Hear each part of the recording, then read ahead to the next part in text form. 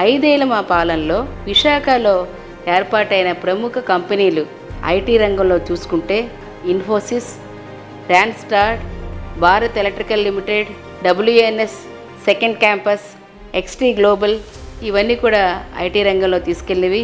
ఈరోజు అచ్యుతాపురం సజ్జలో పెట్టినవి ATJ tyres, Saint Gobain, Laurus labs, Eugia steriles, Flipkart grocery centre present జరుగుతున్నవి, అదానీ డేటా సెంటర్, భోగాపురంలో international airport, Wipro, tech Mahindra, Amazon వంటి కంపెనీలు ఇవి కూడా విశాఖలో తమ కంపెనీలను విస్తరించేందుకు సిద్ధంగా ఉన్నాయి.